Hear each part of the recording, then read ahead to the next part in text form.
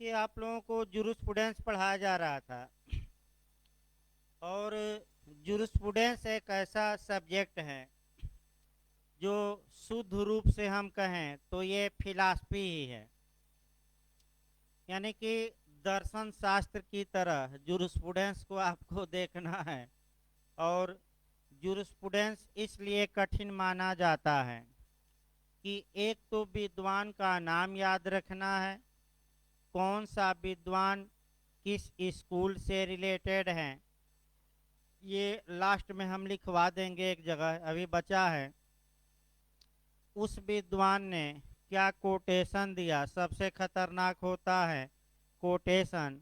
तो कुछ कोटेशन रट्टा मारने का भी आप प्रयास करिए जे के लिए और नेट के लिए और एलएलएम के लिए भी। उसके बाद उनका प्रिंसिपल पूछा जाता है। इसी क्रम में हम लोग चल रहे थे और नेचुरल स्कूल पहले हम पढ़ा रहे थे। और नेचुरल स्कूल में जो हम पढ़ा रहे थे वह आपका पढ़ा रहे थे, कह सकते हैं कि आपका रिफॉर्मेटिव एज, यानी कि आपका पुनर्जागरण काल। पुनर्जागरण काल 15 यानी कि 15वीं शताब्दी से लेकर 18वीं शताब्दी तक रहा। यहाँ जो आपका क्वेश्चन बना है, कल भी बताया गया था कि किस काल में जो प्राकृतिक विधि हैं वह अपने सर्वोच्च शिखर पर थी, यानी कि अपने गोल्डन एज में थी, या चरमोत्कर्ष पर थी, या उत्कर्ष पर थी, या गौरवान्वित काल में थी। तो आपका जवाब रहेगा रिफॉर्मेटिव एज में, यानी कि पुनर्जागरण काल में। पुनर्जागरण काल में हम सबसे पहला विद्वान कल बताए थे ह्यूगो ग्रोसियस का बताए थे।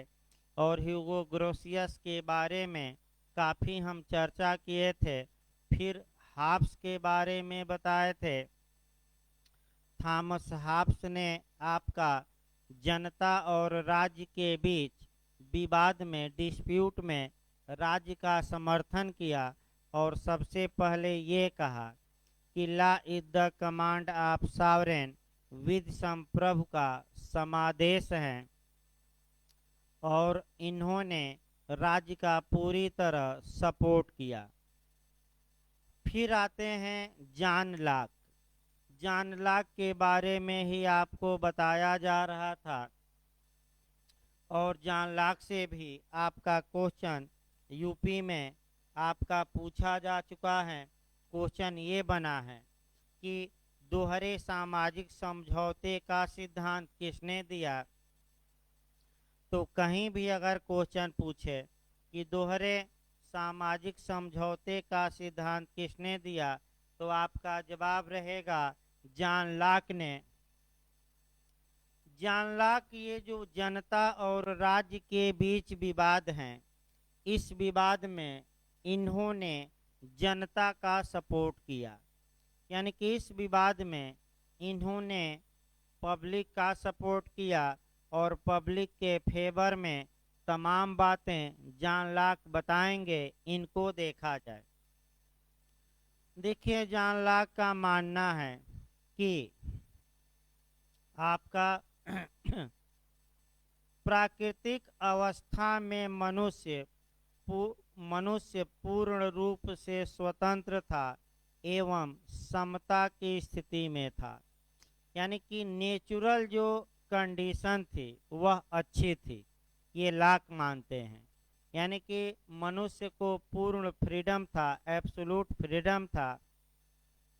और सभी मनुष्य को समता, इक्वलिटी भी थी, समता भी थी। अब सभी लोग विधि को लागू करने और दंड देने का कार्य करते थे।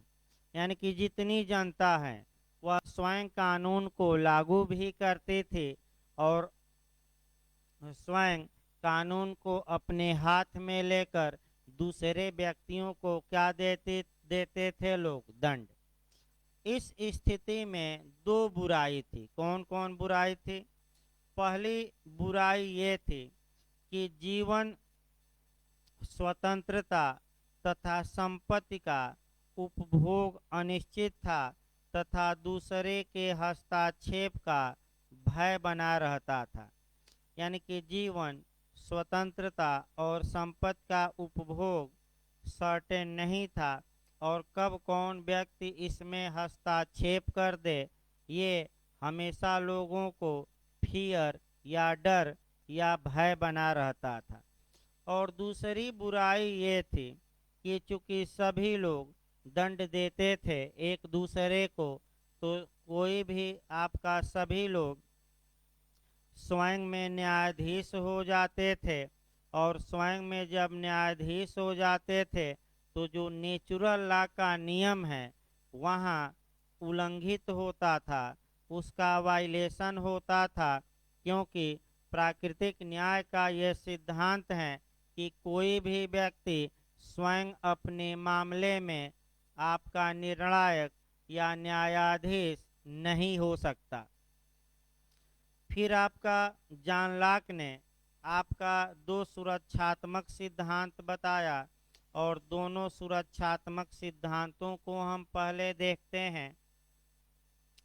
पहला इन्होंने ये कहा कि जो लेजिस्लेचर हैं और जो एग्जीक्यूटिव हैं, अर्थात विधायी और कार्यपालकीय शक्तियों को सेपरेट या पृथक रखना चाहिए।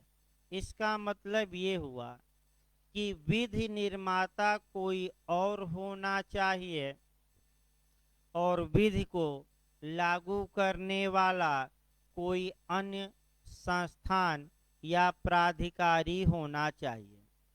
इससे आपका होगा क्या, अगर कानून बनाने वाली बॉडी अलग हो, कानून को लागू करने वाली बॉडी अलग हो, तो इससे सरकार की निरंकुशता तथा तानाशाही पर अंकुश रहेगा।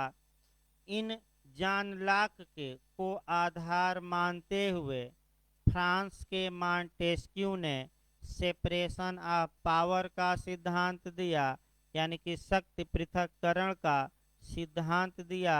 पिछली बार बिहार जे में ये क्वेश्चन आया भी था कि आपका सेपरेशन ऑफ पावर, शक्ति पृथक्करण का सिद्धांत किसने दिया? मॉन्टेस्क्यू ने दिया। मॉन्टेस्क्यू कहाँ का था? भारत माने फ्रांस का था। मॉन्टेस्क्यू ने क्या कहा कि सरकार के 3 पार्ट होते हैं, कार्यपालिका, विधायिका, न्यायपालिका। तीनों कार्यों को करने वाले लोग अलग हों और तीनों जो ये बॉडी हैं, आपका लेजिस्लेचर, एग्जीक्यूटिव और जुडिशरी, ये अपना अपना काम करें और एक दूसरे में कोई हस्तक्षेप न करें। यानी कि विधायिका का कार्य है ला बनाना, वो ला बनाए। कार्यपालिका का कार्य है ला को अप्लाई करना, वो अप्लाई करे। और न्यायपालिका का कार्य है ला के अनुसार निर्णय देना, वह निर्णय दे। ये आपका कह सकते हैं कि जॉन लॉक और मॉन्टेस्क्यू बताते हैं। फिर जॉन लॉक ये कहते हैं सुरक्षात्मक सिद्धांत में कि अगर कोई शासक नेचुरल लॉ के नियमों का उल्लंघन करता है तो जनता को ये हक है कि जनता उसे हटा सके, यानी कि उस सम्राट या राजा को क्या करे? हटा सके। जहाँ तक जॉन लॉक की बात है, जॉन लॉक ने और कौन कौन सी बातें कही आपका ये हमें देखना है। इन्होंने स्टेट को या राज्य को जनता का न्यासी माना, यानी कि इनका मानना था कि जो ये स्टेट या संप्रभु या राज्य हैं, ये जनता का ट्रस्टी हैं। इसका मतलब ये हुआ कि जनता ने राज्य पर विश्वास करके अपने अधिकार राज्य को दिए हैं, तो राज्य का कर्तव्य है कि उन अधिकारों को प्रोटेक्ट करे, जनता का विश्वास भंग न करे, ये आपका इन्होंने लाक ने बताया। फिर लाक कहते हैं कि आपका संतानाशाही या निरंकुश शासन की अपेक्षा जो ये संसदीय शासन प्रणाली है, जो पार्लियामेंट्री सिस्टम है, ये अच्छा है। और जॉन लॉक ने पार्लियामेंट्री सिस्टम को सपोर्ट किया। अब यहाँ से भी आपका क्वेश्चन एक बनता है कि कौन सा विद्वान संसदीय शासन प्रणाली का समर्थन किया या संसदीय शासन प्रणाली किसकी देन है। तो ये सही बात है कि ये इंग्लैंड की देन है। लेकिन विद्वान में अगर आ जाए कि किस विद्वान ने सर्वप्रथम आपका पार्लियामेंट्री सिस्टम को मान्यता प्रदान की, वह आपका विद्वान था जॉन लॉक। याद रखिएगा, जॉन लॉक। अब भारत में भी हमें जोड़ते रहना है। भारत में जहाँ तक हमारे कॉन्स्टिट्यूशन की बात है, क्या कॉन्स्टिट्यूशन में पार्लियामेंट्री सिस्टम को एडाप्ट किया गया है कि नहीं, हमारे संविधान में स्वीकार किया गया है कि नहीं। ये क्वेश्चन जीएस में, संविधान में और लॉ में कई बार आ चुका है। तो भारतीय संविधान का आर्टिकल 75 का क्लाज 3, आर्टिकल 75 का क्लाज 3 आपका भारत में पार्लियामेंट्री सिस्टम का क्रोड है, बेस है, आधार है, संवैधानिक आधार है। आखिर अनुच्छेद 75 के क्लास 3 में कहा क्या गया है कि मंत्रिपरिषद यानी कि काउंसिल ऑफ जो मिनिस्टर होगा, यानी कि मंत्रिपरिषद होगी, वह लोकसभा के प्रति, हाउस ऑफ पीपुल के प्रति सामूहिक रूप से यानी कि कलेक्टिव रूप से उत्तरदायी होगी, जिम्मेदार होगी। अब यहाँ 2-3 क्वेश्चन संविधान से भी उठाना है। सामूहिक दायित्व का सिद्धांत कॉन्स्टिट्यूशन के किस आर्टिकल में है। Collective responsibility. ये क्वेश्चन भी आ चुका है, गलत न हो तो आप मारेंगे आर्टिकल 75 का कौन सा क्लाज मार कर आएंगे, 3। लोकसभा मंत्रिपरिषद किसके प्रति उत्तरदायी होती है सामूहिक रूप से, तो क्या मार कर आएंगे, लोकसभा के प्रति। फिर पार्लियामेंट्री सिस्टम का क्रोड या बेस या आधार भारत में कौन है, कहाँ से उत्पन्न होता है, किस आर्टिकल से, तो 75 का कौन सा क्लाज मारेंगे, 3। अगर 75 का क्लास 3 न रहे और आपका 74 आर्टिकल रहे तो 74 मार कर आइएगा। वहाँ भी कुछ हद तक पार्लियामेंट्री सिस्टम हमें मिलता है। फिर जॉन लॉक आगे क्या कहते हैं, जॉन लॉक फिर कहते हैं कि विधि का उद्देश्य क्या है, स्वतंत्रताओं को नियंत्रित करना या नष्ट करना नहीं है, बल्कि उन्हें कायम रखना और उनकी अभिवृद्धि करना।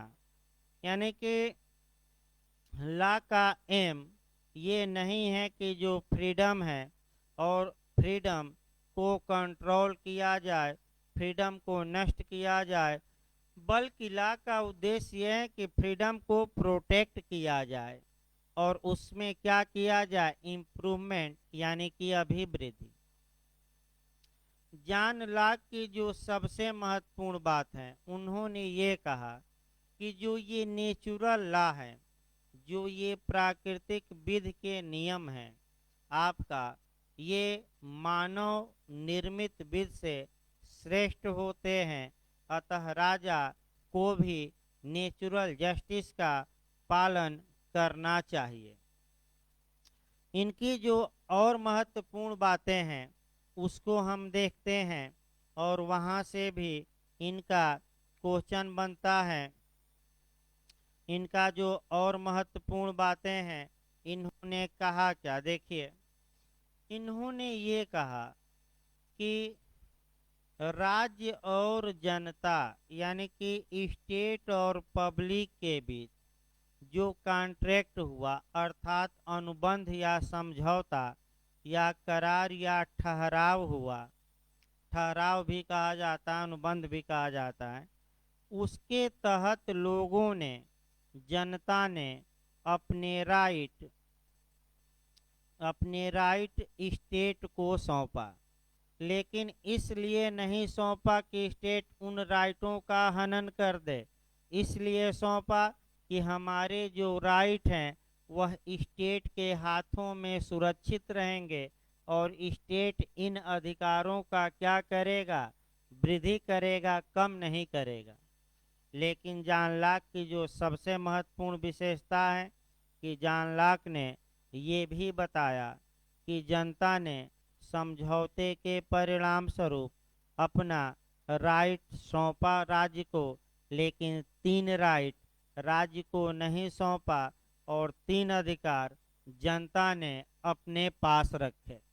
यानी कि जॉन लॉक के अनुसार सभी अधिकारों को नहीं सौंपा जनता ने राज्य को, 3 जो राइट हैं, 3 राइट हैं, यानी कि जो 3 अधिकार हैं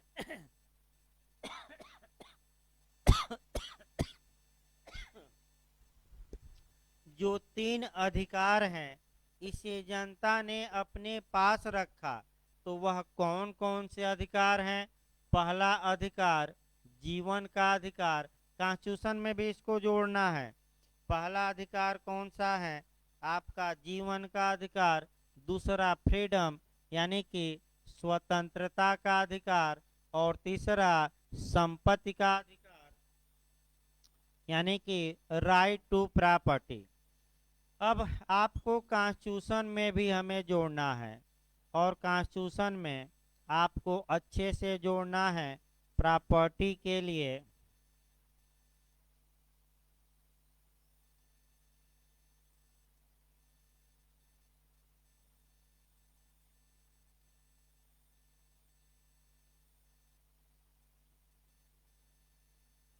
देखिए आपका जॉन लॉक ये जो 3 राइट बता रहे हैं कि जनता ने अपने पास रखा, स्टेट को नहीं सौंपा। पहला लाइफ का अधिकार, जीवन का अधिकार। अब क्या भारतीय संविधान में लॉक के विचारों को मान्यता दी गई है कि नहीं? तो कुछ हद तक मान्यता दी गई है। अगर हम इंडियन कॉन्स्टिट्यूशन में देखें तो ऐसी दशा में जीवन जीने का अधिकार आर्टिकल 21 में समाहित है, राइट टू लाइफ। और इनका आपका अगर हम लॉक की बात देखें तो दूसरा लॉक कह रहे हैं, मैंने लॉक कह रहे हैं दूसरी बात कि जो फ्रीडम है, स्वतंत्रता है, वो भी जनता ने अपने क्या रखा, पास रखा। तो क्या कॉन्स्टिट्यूशन में व्यक्तियों की स्वतंत्रता को प्रोटेक्ट किया गया है कि नहीं? निश्चित रूप से किया गया है। और किस आर्टिकल से किस आर्टिकल तक स्वतंत्रता का अधिकार है? अनुच्छेद 19 से लेकर कहाँ तक? 22 तक। अब संपत्ति, इसी मुद्दे पर थोड़ा विवाद है। जॉन लॉक कहते हैं कि व्यक्ति जो प्रॉपर्टी संबंधी राइट था उसे स्टेट को नहीं सौंपा, अपने पास रखा। अब ये इंडिया में देखना है कि इंडिया में क्या नियम है। अगर हम इंडिया में देखते हैं तो जब मूल संविधान बना था हमारा, तो उसमें जो राइट टू प्रॉपर्टी था वह फंडामेंटल राइट था। आपका इसके लिए तमाम अनुच्छेद थे। आर्टिकल 19 1F था, फिर आपका आर्टिकल 31 था, इत्यादि अनुच्छेद थे जहाँ की लोगों के संपत्ति के अधिकार की स्वतंत्रता को बनाए रखा गया था। लेकिन फर्स्ट अमेंडमेंट करके इस अधिकार को शिथिल किया गया और 44वें द्वारा अमेंडमेंट द्वारा आपका जो स्वतंत्रता थी, संपत्ति की स्वतंत्रता, आर्टिकल 19 1F में उसको समाप्त कर दिया गया।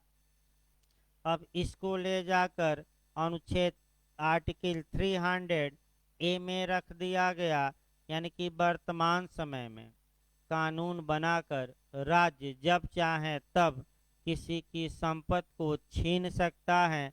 अब लॉक ने जो बताया, उतनी स्वतंत्रता भारत में संपत्ति के बारे में लोगों को प्राप्त नहीं है। आगे देखा जाए आपका, अब अगला देखा जाए जीन जैक्स रूसो, इनका देखा जाए जीन जैक्स रूसो, यानी कि आपका रूसो को हमें देखना है। रूसो का क्या विचार था? रूसो का कार्यकाल याद रखिएगा, इनका कार्यकाल है 1712 से 1778, यानी कि 1712 से 1778 तक। रूसो क्या कहते हैं? इन्होंने सामूहिक या कलेक्टिव विल का सिद्धांत दिया।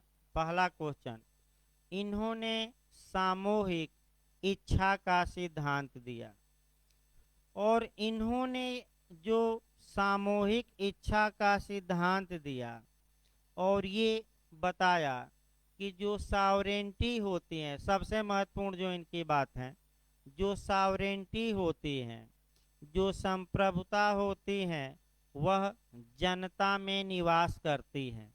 यानी कि सॉवरेंटी पीपुल में वेस्टेड है, किसी संस्था में नहीं। और जनता सामूहिक इच्छा से आपका संप्रभु को परिवर्तन बना सकती है, तो सामूहिक इच्छा से आपका संप्रभु को बाहर का रास्ता भी दिखा सकती है। ये मुख्य रूप से, यानी कि सामूहिक इच्छा से आपका संप्रभुता को बनाया भी जा सकता है, तो संप्रभुता को हटाया, संप्रभु को हटाया भी जा सकता है। यानी कि इसका आसान भाषा में, सामूहिक इच्छा से किसी की सरकार बनाई भी जा सकती है, तो सामूहिक इच्छा से ही किसी की सरकार को क्या किया जा सकता है? हटाया भी जा सकता है। अब भारत में हमें दो एंगल से देखना है, एक कलेक्टिव जो विल इनका है उसको देखना है, और एक सॉवरेंटी देखना है। जहाँ तक भारत की बात है, सबसे पहले संप्रभुता देखा जाए, सॉवरेंटी देखा जाए। सॉवरेंटी का वर्णन तो हमारे प्रियम्बल में ही किया गया है।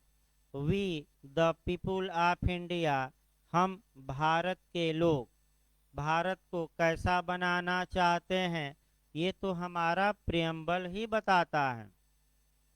अब ये जो वी पीपुल ऑफ इंडिया शब्द है, इसकी व्याख्या कई केसों में की गई, लेकिन हम एक ही केस बताएंगे।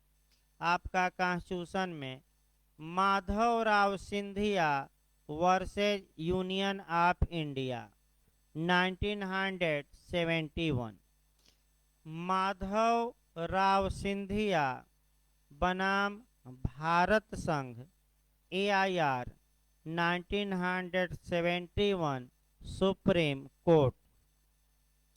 इस केस का आपका सरनेम भी जानना है, उपनाम भी जानना है।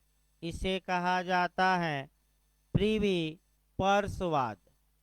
प्रिवी पर्सवाद, प्रिवी पर्सवाद कहा जाता है। इस केस में सुप्रीम कोर्ट ने भारत में सॉवरेंटी को दो पार्ट में बांट दिया, और ये कहा कि जो लीगल तौर पे या जो कानूनी तौर पे सॉवरेंटी है, वह हमारे कॉन्स्टिट्यूशन में समाहित है। कॉन्स्टिट्यूशन सर्वोच्च है, लेकिन जो डेमोक्रेटिक सॉवरेंटी है, यानी कि जो लोकतांत्रिक सॉवरेंटी है या प्रजातांत्रिक सॉवरेंटी है, वह जनता में समाहित है, यानी कि संप्रभुता जनता में समाहित है। इसीलिए हमारे कॉन्स्टिट्यूशन में प्रियम्बल का पहला ही शब्द है we the people of India. आपका अगला देखिए, दूसरी बात हम ये देखेंगे कलेक्टिव विल या सामूहिक इच्छा। भारत में जोड़िए, अगर जनता के ज़्यादातर व्यक्तियों, यानी कि ज़्यादातर व्यक्तियों की इच्छा यह है कि मोदी जी प्रधानमंत्री बने, तो ज़्यादातर व्यक्तियों ने मोदी जी को वोट दिया, ये सामूहिक इच्छा व्यक्त की और मोदी जी आपका पीएम बन गए। लेकिन रूसो ये कहते हैं कि अगर अगले चुनाव आया और जनता चाहे तो इस सॉवरेन को, सरकार को क्या करेगी, सामूहिक इच्छा द्वारा हटा सकेगी। यानी कि अगली बार अगर इनके विरोध में वोट दे दे तो जनता ने इस संप्रभु को क्या किया, सत्ता से हटा दिया। तो सामूहिक इच्छा द्वारा संप्रभुता बन भी सकती है और संप्रभु को क्या किया जा सकता है, रिमूव भी किया जा सकता है। ये रूसो का कहना है। अब आइए, रूसो के बाद हम आते हैं आपका 19वीं सेंचुरी, 19वीं शताब्दी। 19वीं शताब्दी आपका प्राकृतिक विधि का डिमोशन काल था। डिमोशन काल यानी कि गर्त में चली गई, फिर सुस्त पड़ गई। लेकिन 20वीं शताब्दी 20 आपका जो शताब्दी थी, सेंचुरी थी, इसमें पुनः एक बार प्राकृतिक विधि नए जीवन में आई, यानी कि पुनर्जागृत हुई और पुनः तेजी से आगे बढ़ी। और 20वीं शताब्दी में और उसके बाद जो मुख्य रूप से विद्वान हुए। अब देखिए 20वीं शताब्दी में क्या होता है। 20वीं शताब्दी आते आते आपका ये माना जाने लगा कि जब भी कानून बनाया जाए, सामान्यतः उसमें नेचुरल लॉ का पालन किया जाए, जिससे कि शासक की निरंकुशता पर, प्राधिकारियों की निरंकुशता पर कुछ कंट्रोल किया जा सके, ये माना जाने लगा। स्टेमलर और इत्यादि विद्वानों ने ये कहा कि नेचुरल लॉ स्टैटिक या अस्थिर नहीं है। समाज के विकास के साथ साथ प्रकृति के नियमों में भी विकास होता है।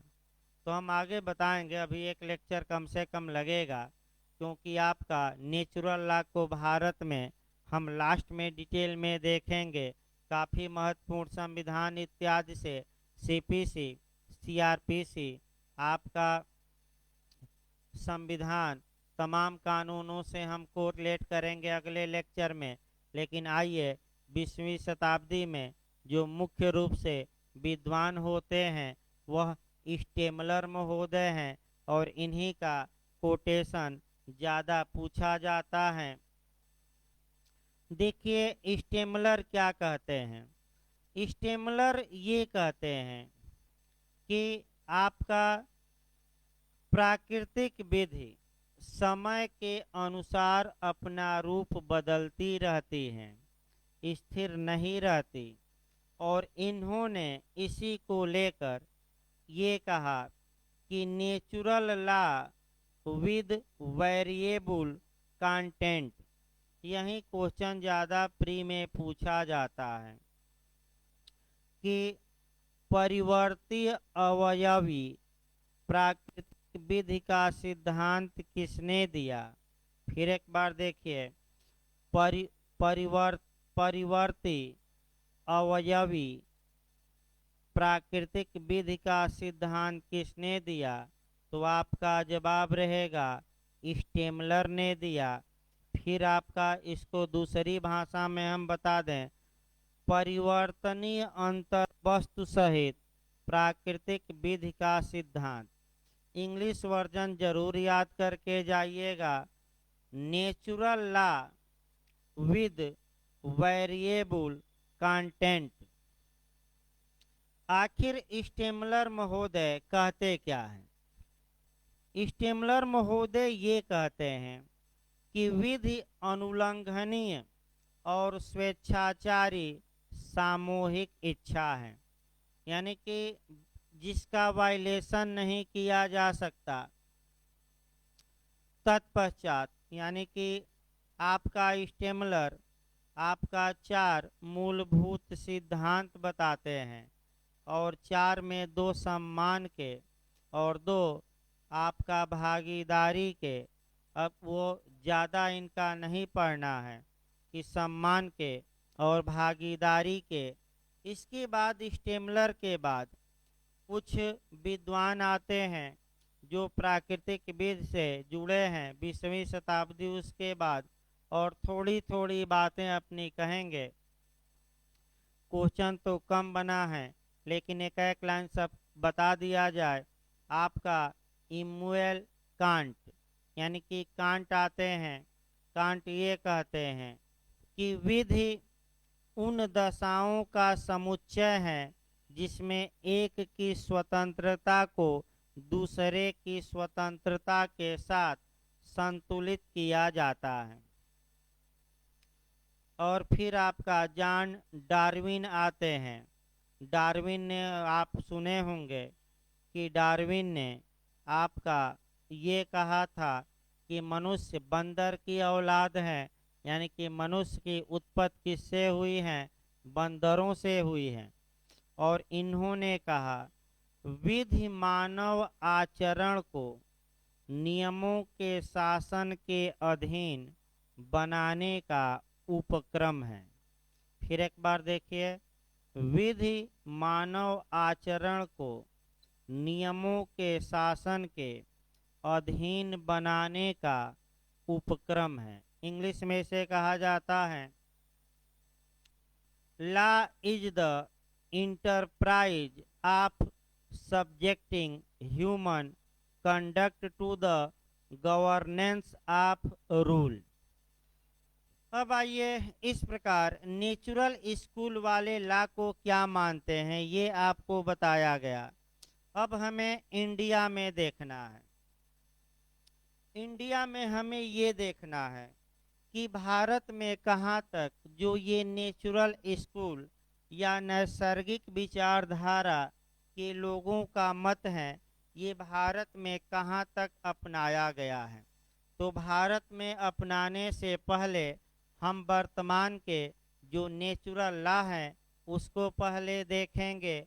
वर्तमान में प्राकृतिक न्याय के 3 सिद्धांत प्रचलित हैं, यानी कि वर्तमान में नैसर्गिक न्याय के 3 सिद्धांत प्रचलित हैं, और तीनों इंटरव्यू प्री इत्यादि में पूछा जाता है। पहला सिद्धांत है आडि अल्ट्रम परटम, यानी कि दूसरे पक्षकार को भी सुनो, दूसरे पक्षकार को सुनो, दूसरे पक्षकार को सुनो, आडि अल्ट्रम परटम। दूसरा सिद्धांत है रूल अगेंस्ट बायस।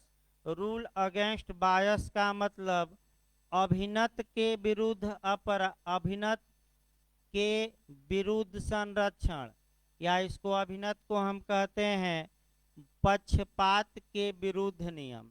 और तीसरा है रीजन डिसीजन, यानी कि तर्कानुमोद्य निर्णय या सकारण निर्णय, यानी कि जब भी कोई जजमेंट या फैसला सुनाया जाए उसका बेस बताया जाए, रीजन बताया जाए, कारण बताया जाए।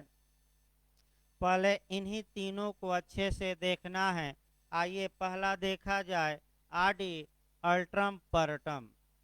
आडि अल्ट्रम परटम का इतिहास थोड़ा आपको जानना पड़ेगा, जो बाइबिल में भी मिलता है। बाइबिल में एक कहानी मिलती है कि गॉड ने आदम को यानी कि मानव को स्वर्ग में रखा, और स्वर्ग में मानव को रखा गया, और ये कहा गया कि ये फल लगे हैं पेड़ों पर, आप फल की देख रेख करिएगा तो मानव लालची निकला, और ये लालची मानव जैसे ही आपका गार्ड गए बाहर, फल तोड़कर खा लिया। जब गार्ड आए तो मानव को डायरेक्ट नहीं निकाल दिए स्वर्ग से, बल्कि पूछे आडि अल्ट्रम पर्टम, यानी कि उसकी भी बात सुनी गई, और पूछे कि क्यों तुम मेरी आज्ञा का वायलेशन किए हो। और आदम की बात सुनकर ही आदम को स्वर्ग से निकाल दिया गया। और आज भी आदम देख ही रहे हैं पृथ्वी पर है, और स्वर्ग पर केवल कौन है? गॉड है। जहाँ तक इस सिद्धांत की बात है, दूसरे पक्षकार को भी सुनो। एक दो और उदाहरण हम बता रहे हैं, आगे तो हम डिटेल में सीपीसी, आपका सीआरपीसी और आपका कॉन्स्टिट्यूशन को ही रिलेट करेंगे आपका। लेकिन एक दो उदाहरण हम आज बता रहे हैं। दो उदाहरण हम बता रहे हैं, एक निर्भया कांड का और दूसरा कसाब का मामला। देखिए, कसाब के मामले में कसाब के मामले में आ, आप भी जानते हैं कि कसाब के मामले में भारत का कोई भी एडवोकेट उसका केस लड़ने के लिए तैयार नहीं हुआ। अब समस्या ये आई कि चूंकि भारत में आडि अल्ट्रम पर्टम का ये नेचुरल लॉ है, तो क्या कसाब को बिना सुने ही सजा दे दी गई? नहीं, नहीं दी गई सजा बिना सुने। ये कोर्ट का कर्तव्य है कि अगर एक्यूज्ड के पास एडवोकेट नहीं है तो राज्य के व्यय पर फ्री में वह अभियुक्त को अधिवक्ता मुहैया कराए। ये सीआरपीसी का सेक्शन 304 में भी बात बताई गई है। और कसाब को दो अच्छे अच्छे वकील आपका प्रोवाइड कराए गए, कसाब का बचाव किए। वो अलग बात है कि बचाव नहीं कर पाए, लेकिन सुना गया। जहाँ तक पाकिस्तान की बात है, पाकिस्तान यही नहीं करता। और आप देख सकते हैं जो मामला है कुलभूषण जाधव का मामला, आडि अल्ट्रम पर्टम का पालन ही नहीं किया, तभी भारत को आपका इंटरनेशनल कोर्ट ऑफ जस्टिस यानी कि आईसीजे में जाना पड़ा, और वहाँ से आदेश निकला। तब कुछ हद तक पालन पाकिस्तान किया। दूसरा उदाहरण आप निर्भया कांड का देख सकते हैं आडि अल्ट्रम पर्टम पर, कि दिल्ली में जो निर्भया कांड हुआ उसमें कोई भी अधिवक्ता निर्भया के गुनाहगारों का केस लड़ने के लिए तैयार नहीं हुआ। तो क्या बिना अधिवक्ता के उनकी बातें सुनी गई? नहीं, 5 अधिवक्ता प्रदान किए गए। वो अलग बात, पांचों अधिवक्ताओं में सबसे सक्रिय एपी सिंह थे, और इन्होंने लास्ट तक ये प्रयास किया कि अभियुक्तों को फांसी न हो। और यानी कि कुल मिलाकर ये जो आडि अल्ट्रम पर्टम का सिद्धांत है कि दूसरे की बातों को भी सुना जाए और तब कोई फैसला सुनाया जाए। दूसरा आपका आता है रूल अगेंस्ट बायस, पक्षपात के विरुद्ध नियम। ये डिटेल में हम बताएंगे, अभी शॉर्टकट में चल रहा है। पक्षपात यानी कि अभिनत बायस 3 प्रकार से हो सकता है, मोनेटरी यानी कि धन संबंधी, दूसरा सब्जेक्ट संबंधी, और तीसरा पर्सनल या व्यक्तिगत। सबसे खतरनाक आपका व्यक्तिगत आपका बायस होता है। ये कहावत कही जाती है कि न्याय केवल होना ही नहीं चाहिए, बल्कि समाज में एक मैसेज जाना चाहिए कि न्याय हुआ। यानी कि कोई व्यक्ति स्वयं अपने मामले में जज नहीं हो सकता, निर्णायक नहीं हो सकता। और ये वायलेशन किए आपका सुप्रीम कोर्ट के न्यायाधीश गोगोई साहब। देखिए कैसे वायलेशन किए। एक महिला ने सेक्सुअल हरासमेंट का, यौन शोषण का आरोप गोगोई जी पर लगाया, जो उस समय भारत के सीजीआई थे, चीफ जस्टिस ऑफ इंडिया थे। गोगोई साहब स्वयं कमेटी बनाए, स्वयं जांच कराए, स्वयं उनके पास रिपोर्ट आई और स्वयं अपने को क्लीन चिट दे दिए। तो जब वह एक समारोह में गए और नेशनल लॉ स्कूल की टॉपर एक लड़की थी सम्मान देने गए, तो लड़की की बहादुरी देखिए कि उसने कहा कि हम आपके हाथों सम्मान नहीं लेंगे, क्योंकि सुप्रीम कोर्ट ही सबसे बड़ा नेचुरल जस्टिस का रक्षक है और आपने अपने मामले में जो नेचुरल जस्टिस का दूसरा नियम है आप बायस कर दिए, पालन नहीं किए। और तीसरा आपका है रीजन डिसीजन, ये भी आपको डिटेल में चलेगा। यानी कि जब भी न्यायाधीश कोई निर्णय दे तो उस निर्णय का बेस बताए, कारण बताए। जैसे अयोध्या मामला ले लीजिए कि सुप्रीम कोर्ट ने ये कहा कि रामलला विराजमान को ये जमीन दी जा रही है, क्यों दी जा रही है, इसका आप कारण बताइए। तो जो खुदाई हुई थी और पुरातत्व विभाग ने जो वस्तुएं पाई थी, मुख्य रूप से वहीं जो जमीन के अंदर वस्तुएं थी वहीं आधार बना, मुख्य आधार वहीं था। और बताया भी सुप्रीम कोर्ट कि इस बेस पर, इस कारण से हम रामलला विराजमान को ये जमीन क्या कर रहे हैं, दे रहे हैं।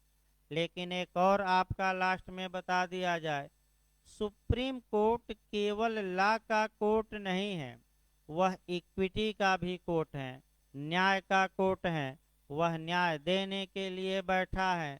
अतः जस्टिस हो, न्याय हो, समता का पालन हो, इसके लिए आपका मुस्लिम पक्षकारों को भी बिना मांगे उच्चतम न्यायालय ने 5 एकड़ जमीन दी। अब इंटरव्यू में पूछा जाता है कि आखिर ये जो इनहेरेंट पावर है, अंतर्निहित शक्ति है, सह शक्ति है, ये किस अनुच्छेद में समाहित है, किस आर्टिकल के तहत है। तो 142। सुप्रीम कोर्ट जस्टिस के लिए कुछ भी कर सकता है, न्याय के लिए वह कुछ भी कर सकता है। इस बात का शुद्ध रूप से आपका उल्लेख संविधान के अनुच्छेद 142 में किया गया है। तो कल अगले लेक्चर में जूरिस्प्रूडेंस का जो ये नेचुरल स्कूल हमने बताया, भारतीय विधियों में कहाँ कहाँ उसे अप्लाई किया गया है। कल आपका सीआरपीसी में कहाँ अप्लाई है, सीपीसी में कहाँ अप्लाई किया गया है, हमारे कॉन्स्टिट्यूशन में कहाँ है, और सुप्रीम कोर्ट का 4-5 केस हमें देखना है जहाँ के सुप्रीम कोर्ट ने नेचुरल जस्टिस को लेकर कुछ बातें बताई, कोटेशन देखना है। धन्यवाद।